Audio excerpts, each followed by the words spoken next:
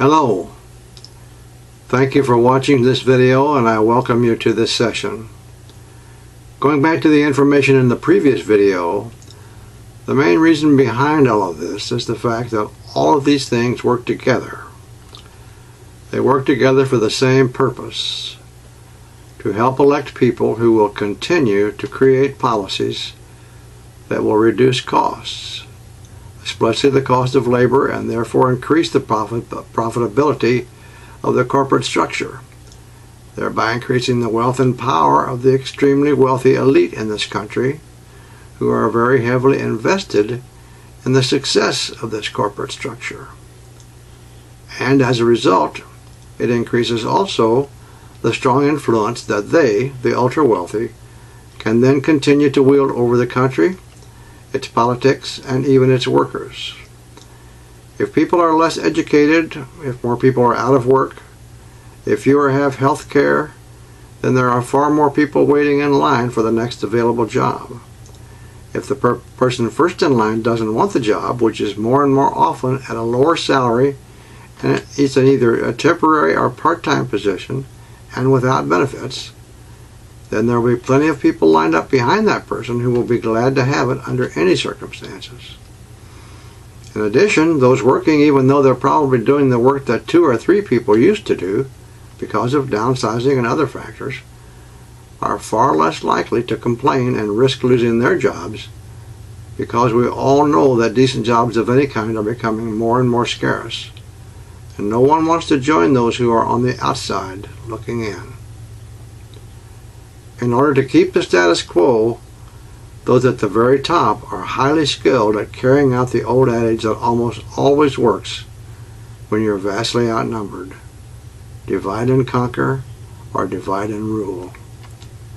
As long as they can continue, as they have for a very long time, to keep the whites against the people of color, the Democrats against the Republicans, the men against the women, those of one religion against those of another religion, and that's one of the easiest ones because people feel so strongly about their beliefs. Keep those of one point of view against those with another point of view. Then the vast majority of the people are so preoccupied with these differences in their everyday lives that are being played upon every day by the media, that they're never aware that all of this is being perpetuated by those at the very top, who know that they have so much to lose if the situation should ever change, that they feel they must continue to do it out of necessity, their necessity.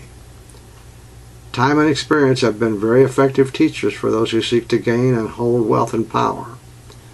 They have been able to maintain their control over the masses of the people who greatly outnumber them by effectively exercising, as previously indicated, the time-proven adage, divide and conquer, or divide and rule.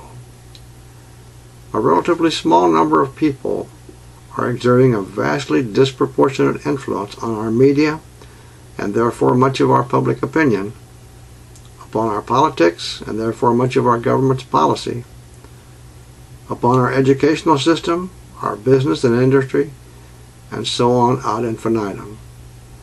The more educated we are, the more difficult it is for them, their children, and even their grandchildren to continue to perpetuate these conditions. So we find that those who can afford the ever-increasing cost of higher education, and that's generally the children of the affluent and wealthy, are the ones who get into the universities for the most part. Far too often, those who cannot financially afford to do so, no matter how brilliant they may be, unless they're fortunate enough to receive one of the few scholarships available, they will not have the opportunity for the kind of education that they deserve and should have, unless they are willing to burden themselves with staggering student loan debt. Our country is being deprived of the contributions that countless numbers of people might be making if they were to receive a quality education that challenges and stimulates their intellect. This must change. I believe that there must certainly be those who have very worthwhile thoughts and ideas regarding possible alternative economic systems that would be more fair and more equitable than the system under which we currently, at the time of this writing and this speaking, live. I will propose here only a brief outline of one possible alternative to be considered. Because of the lack of familiarity that many of you will have with the thoughts and concepts that will be mentioned here, I have decided to speak to you straightforwardly in order to provide you with information that I truly believe could be helpful and worthwhile, and which therefore should be brought to your attention. A great many people in this world currently live under an economic system that is called capitalism. It is worthwhile to remind you at this time that capital is another name for money. The terms are often used interchangeably. Therefore, in very plain language, we live under an economic system that is, for all practical purposes, called moneyism. This means that our entire economic system is based upon, focused upon, and named after capital or money. It is reasonable to conclude, therefore, that money is a very important focal point within our society. How can this be morally justified in view of the fact that we were told 2,000 years ago by the Master Jesus the Christ that the love of money is the root of all evil? Yet, we find, as indicated, that money is such a very important focal point within the very society in which we now live. This shows us that as a people, we have allowed ourselves to live under an economic system that is not consistent with His teachings. Even worse, most of the people within the society would be upset at the suggestion that we should even consider something different. Jesus told us further that we cannot serve both God and mammon. He told us additionally not to lay up for ourselves treasures upon earth, where moth and rust corrupt. Nevertheless, we find both individuals and organizations who are hoarders of money and even trillions of dollars, while so many others in our society are suffering. Yet many of those who are so very wealthy complain bitterly when there's even the slightest indication that the people of the society are beginning to become more aware of and want to change these significant inequities. And with that awareness has come the realization by many that perhaps alternative economic systems should be considered.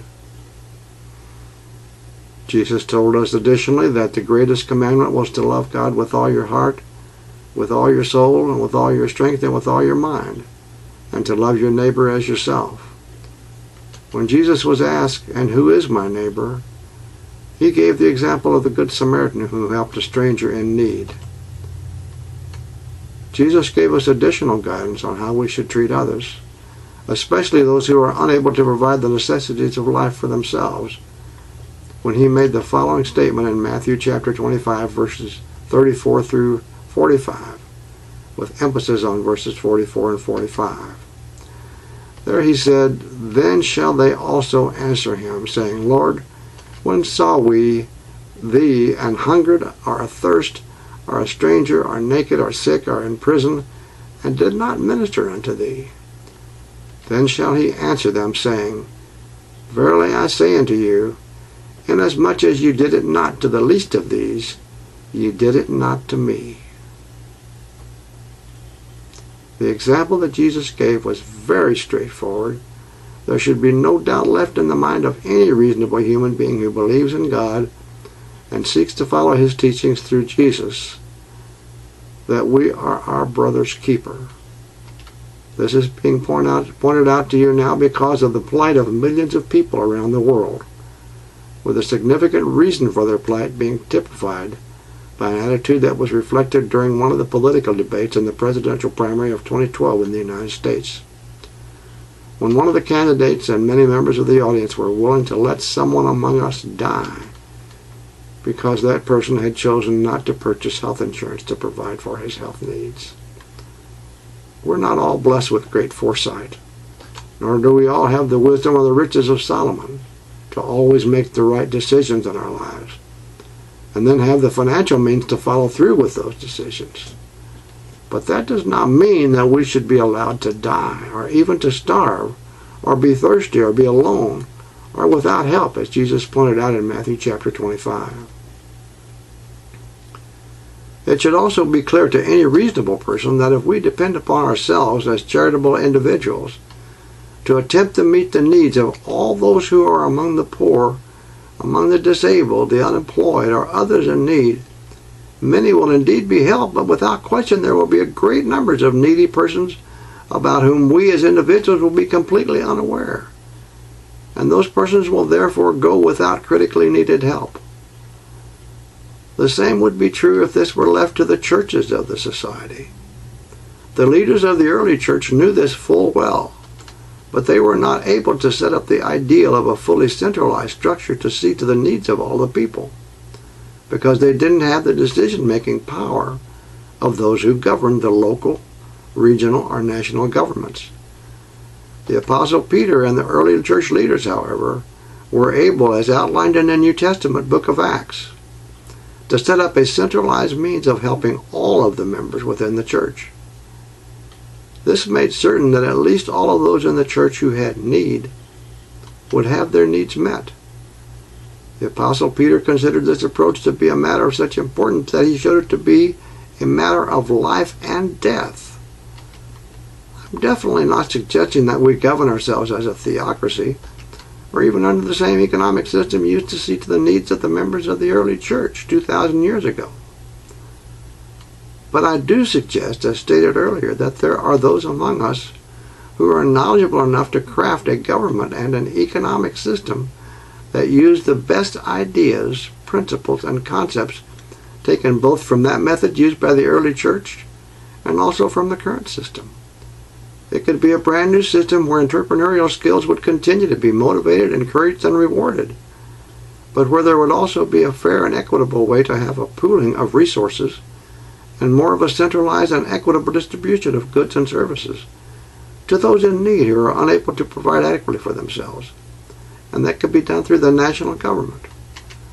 This would allow all of those in need to have their critical needs of food, medical care, and education met, with far fewer persons, if any, being overlooked.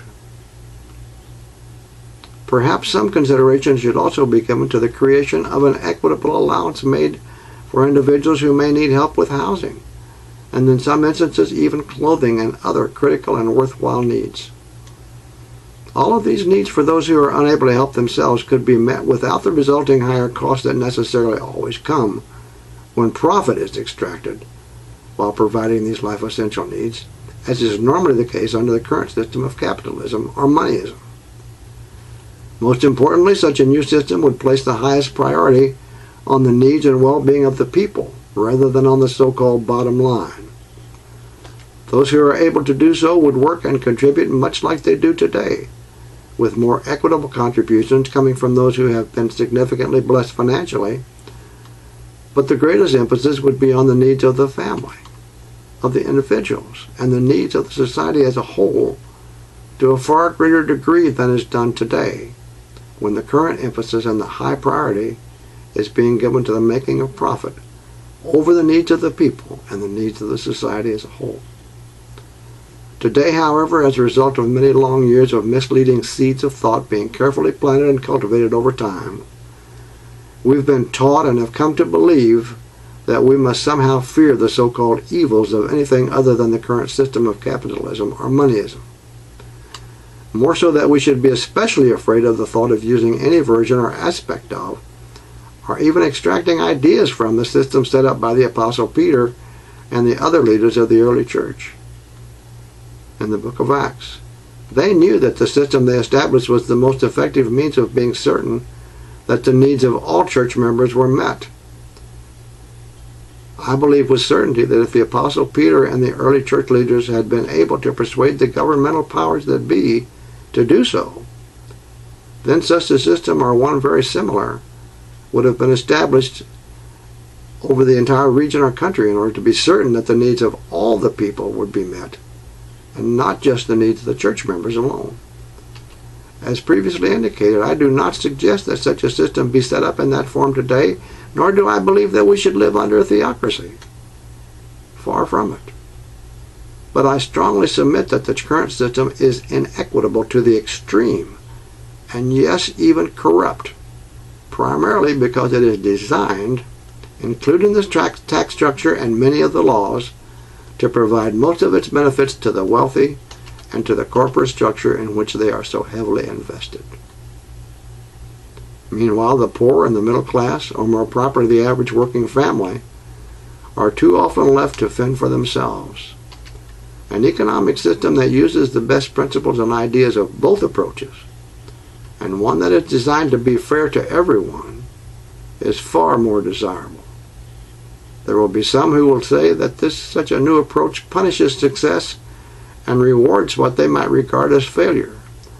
They say this because a lack of understanding, or perhaps even greed, has clouded their vision so that they're unable to see that this instead shows humankind coming together to work for the greater common good of all. People with this same kind of wrong thinking many years ago also claimed that Social Security, unemployment compensation, Medicare, and other such programs would destroy our country. But of course they were wrong then also. Nevertheless, these same people are now saying the same and even worse things about the new health care law that many call Obamacare. And these same ones have been working with alarming success now, and for many years, to dismantle the social safety nets that have been set up to help the poor, the unemployed, the disabled, and the elderly, and others in need. What a horrific thing to do. We have been taught, and yes, even indoctrinated, over a very great many years to believe that such systems as the one being encouraged here were evil and wrong and should be despised and avoided at all costs. These same people who have also made certain through the use of media and other means that we were subtly taught and indoctrinated thus, too often have been over the years those who are among the very same privileged 2% that we are all now beginning to learn more about. We are learning more about them and about their motivation for using every available means at their disposal to continue to indoctrinate and mislead us over the years, to the point that we have actually come to believe that our coming together as a society or as a country and sharing our resources for the common good of all of us, for all of us, is actually an evil to be avoided at any and all costs. When are we of the 98% going to stop and realize that their motivation for making something worthwhile appear to be so evil is simply allow them and their children and their grandchildren to continue to be among those of the privileged 2%? They intend to keep the current economic system, including the tax structure and many of the laws, so that it will all continue to benefit them, while making certain that the rest of us remain in the 98%, struggling and doing our best to make it from payday to payday. That is, if we happen to be fortunate enough to be gainfully employed. I hope that you'll open your mind and open your heart and allow what I have told you here to assist you in reaching the understanding that you will need in order to help you recognize what is truly in the best interest of all the people in the United States of America, and indeed in all the countries throughout the world. Please give your thoughtful consideration to what has been told here to you. Perhaps you may find yourself beginning to see some things differently than you did before. With that behind us, let us now explore another concept that would help us to make the changes that are needed. It's time for those who sit back or hesitate because they wonder what one person can do to find out what one person can do. Before it, you may become 2 people, or half a dozen, or 100, or 1,000, or even tens and hundreds of thousands of those who make up the decent and caring people who, in turn, make up the vast majority of Americans. You will find out very quickly what can be done when like-minded people come together peacefully, without violence, and demand real change. This is the idea that was put forth by speaker after speaker on August 28, 2013, in Washington, D.C., on the occasion of the celebration of the 50th anniversary of Dr. Martin Luther King Jr.'s I Have a Dream speech. When those in such gatherings become organized and follow through with their ideas and commitments, they can bring about needed change. I'll give you an example of what happens when people don't come together, ideologically as well as physically. I remember when the 80s changed to the 90s, and on Earth Day, there were great numbers of people on television who were representing many, many different environmental groups. Many of them went before the camera one after another and spoke all day and on into the evening about the problems in our planet's environment and the goals of their particular organization that they would help fix those problems, that they felt would help fix those problems. Many of them represented groups with large numbers of members. At the end of that day and on into the future, even until the present day, because they did not organize and follow through, little, if anything, has changed, and the country still has a great need, in point of fact, a far greater need of significant change to further protect the environment and even the planet as a whole, because the planet is warming, the climate is changing, and most of the people who live here do not understand, and many do not even believe in, the danger that is coming to us all if we do not make the needed changes soon. Are you listening? I hope you are. This is a sad testimonial to the error of like-minded people who insist on working only for their own agenda and are not willing to come together ideologically and organize with others of like mind to work side by side for a common goal. If all of those groups would have come together ideologically as successfully as they did physically by amassing in great numbers that day, and if by then they had already agreed upon a common agenda, their combined strength would have been a force that those in control of the government would have had to consider, and positive change would have been a great deal more likely to occur. Whether we want to change government policies and laws to protect our environment, or to change other equally damaging government policies, and I don't mean just made by the government, but bought and paid for by the extremely ultra-wealthy elite, then we must come together with a common goal. This has to be done. What happened that day is also a sad testimonial to the effectiveness of those few, the extremely wealthy elite, who are able to maintain a level of divisiveness among the people whenever the people seek to change and improve the status quo. It's a level of divisiveness so great that few significant changes for the good of the people ever take place. At this time, I thank you for watching. I encourage you to continue watching the videos in this series. Once again, my thanks.